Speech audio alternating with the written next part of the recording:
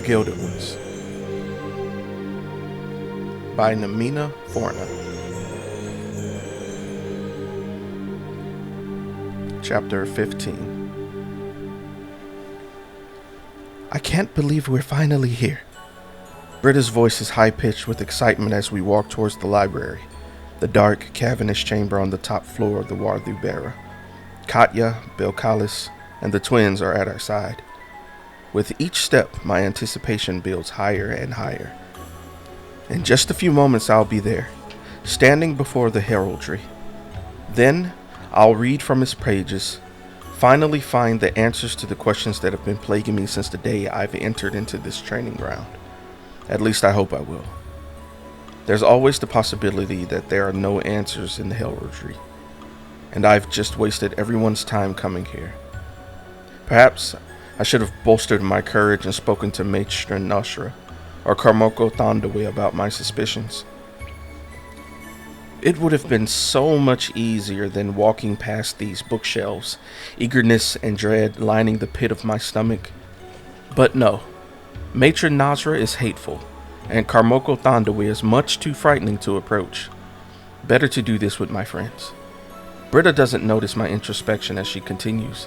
Just think, in a few moments, you could have all the answers you seek.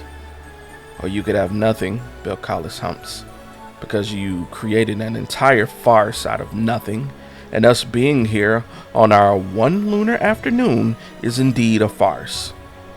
Trust her to always state my deepest fears out loud. Must ye always be a piss fart? Britta tisks. Piss fart? Belcalis stops and looks at her. Did you just make that up? Britta dimples. I did. Rather fitting, don't you think? It has a certain... We're here.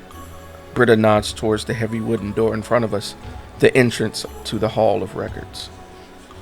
Isatu, the midnight dark assistant assigned to our common bedroom, is organizing the scrolls on the shelf beside the entrance.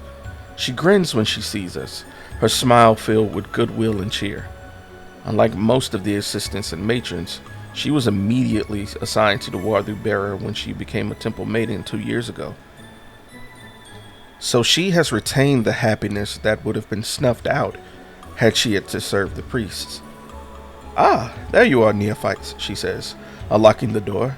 As a reminder, you're never to speak about anything you read in this book or to any other person on the pain of death. If you do so, remember, the walls always have ears, especially when it comes to the shadows.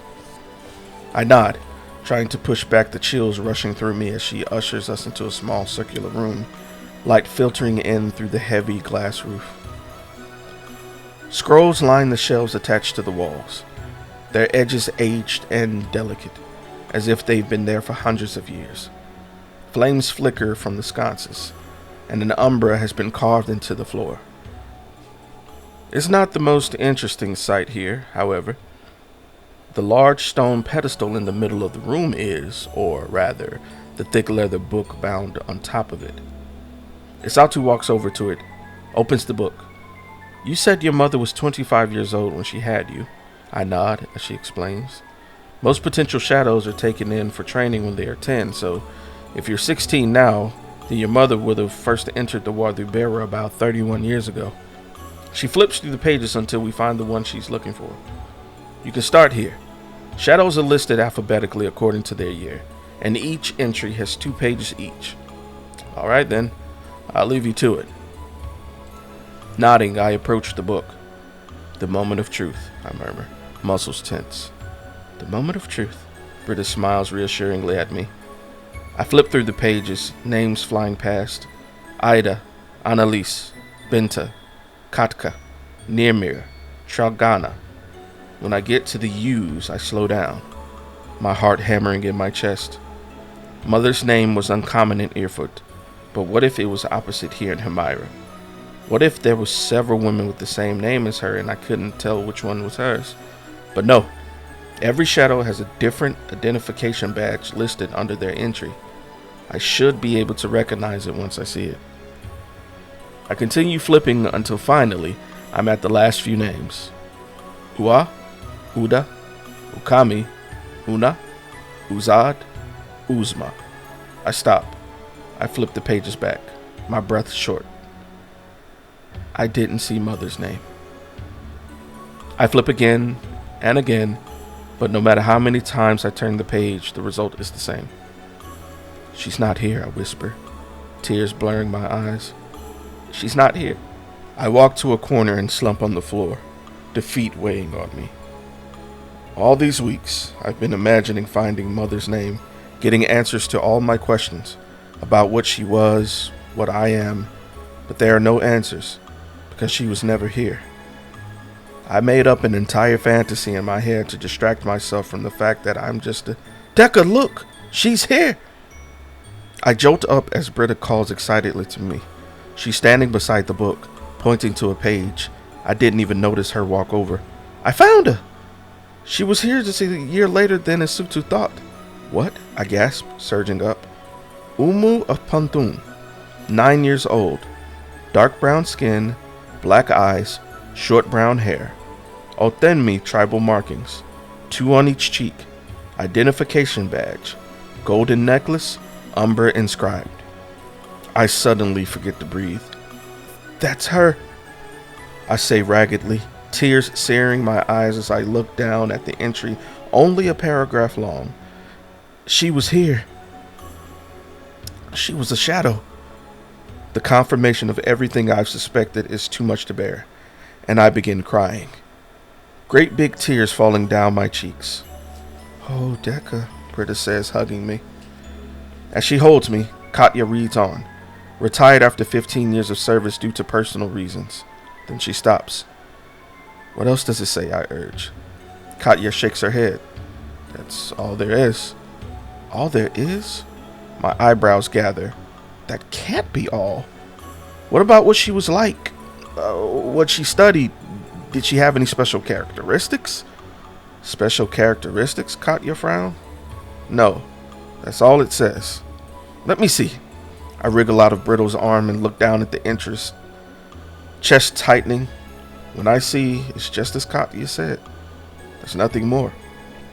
No mention of any abilities. No further entries. No, nothing at all. My lungs constrict. What about the tingling? The ability to sense death shrieks? What about the way my eyes and voice change when I'm around those monsters? I thought the heraldry would have answers, but there are none here. There's nothing that can help me at all. I'm right back where I started. And even worse, my first lesson with the death shrieks are only a few weeks away.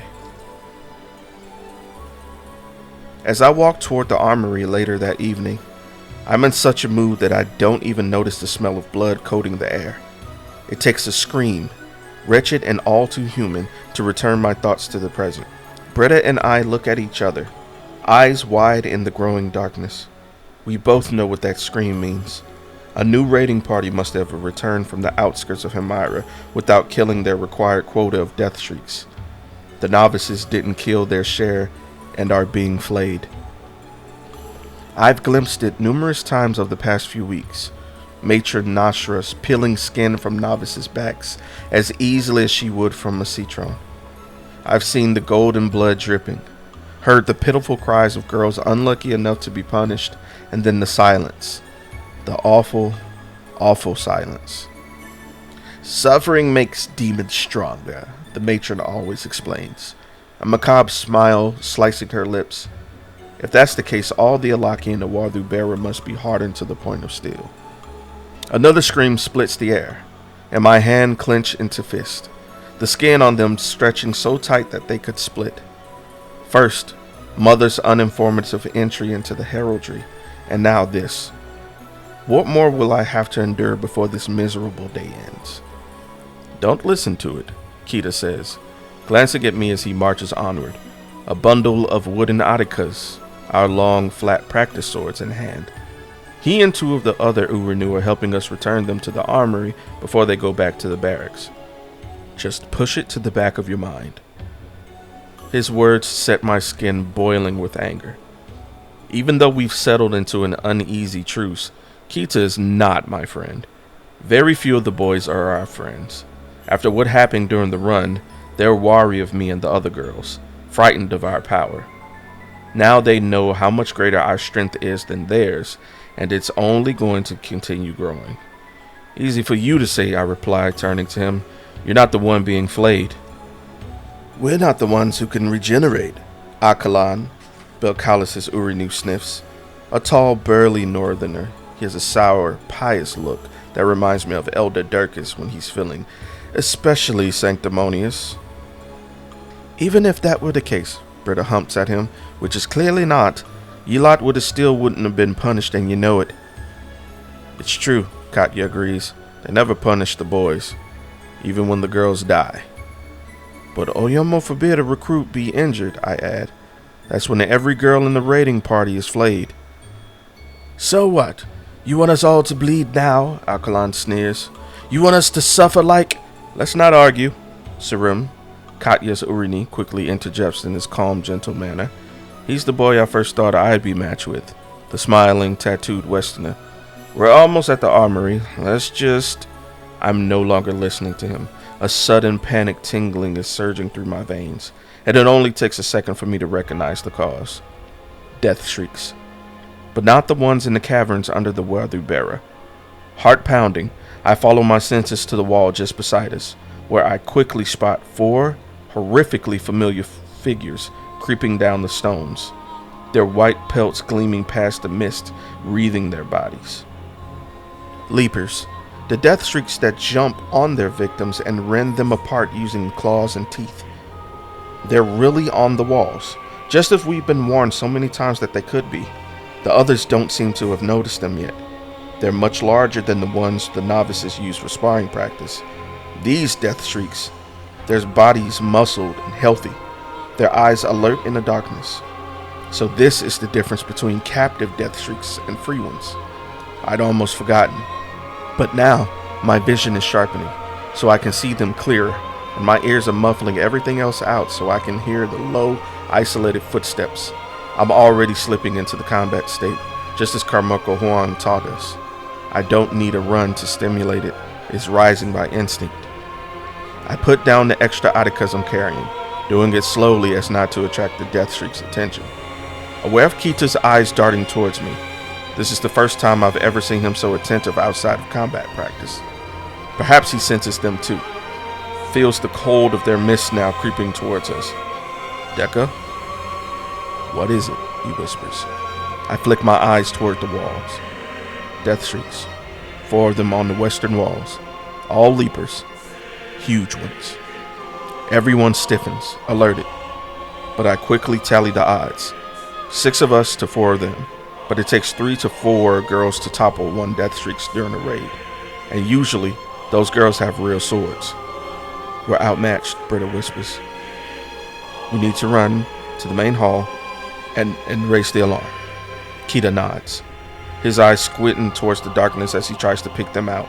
Like the other boys, he can't see as keenly in the dark as we Alaki can. Everyone, he says, turning to the others, all of them stiff and now tense after my words.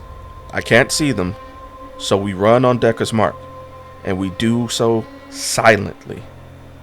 But, Akalan begins, bluster in his voice. Kita sternly cuts him off. We're the only ones out here, and we have no real weapons and no helmets to protect us against their screams. On Dekka's mark, he repeats, nodding at me. I glance at the death shrieks. The first of them is just now stepping on the ground. When it notices me looking, it glances up, eyes meeting mine. There's a look in them, a predatory intelligence. It opens its mouth. Now! I shout, taking off down the path. A blur passes me, Katya already leading the way, her eyes wide with terror. Death shrieks! She screams, panic making her disregard Kita's instructions. Death shrieks are attack! A massive white form slams into her, sending her tumbling into the bushes. As she falls, the death shriek goes after her, but Sarim quickly blocks it. Attica at the ready. The death shriek hisses at him, teeth and claws bared in annoyance. Damn it, Katya! Kita growls, bolting over. I do the same, shocked to find that the other 3 death shrieks splitting off behind us to head off the novices, and Jatu now running to answer Katya's call. Why aren't they shrieking, I wonder? We're the closest ones to them. Why aren't they trying to attack us? I barely have time to think this before the death streak in front of Katya moves, claws raking down to easily slice through Sharim's wooden sword. Sharim whimpers as it falls apart in his hands. The death streak raises his claws again, about to deliver the death blow, but Katya lunges up, pushing Sharim out of the way, then darting backwards. For just a moment, I'm sure she's safe. Sure she's evaded the claws. She's one of the fastest girls in the Warthubera after all. But then, I hear the sickening crunch of bone. See the claws protruding from her chest. "Oh!" she gasps, eyes wide with surprise. Her spine rips back, pulled out by the death streak's claw. Time seems to unspend, my entire body caught in amber, as I watch Katya bleed out through that gaping hole in her back. A strange blue color is racing out of it, a shade of blue I've never seen on anything before. Her body twitches once, twice, then stills. I know without having to ask that she's gone. There's no golden sheen of an almost death, no gilded sleep for her. "Katya," I whisper, my chest deflating, horror leadening my limbs. I turn to the death streak, which remains where it is, watching her. It almost seems surprised, shocked that it killed her so easily. A low, deep feeling rumbles inside of me, a heated volcano that turns my blood to fire and my breath to ash. "Get away from her, you beast!" I rage, the words erupting from my mouth. My voice is layered, powerful as I repeat, "Get away from her!" The death streak's entire body immediately goes rigid, its eyes rolling in its head. It staggers away, limbs jerking as if they are on strings.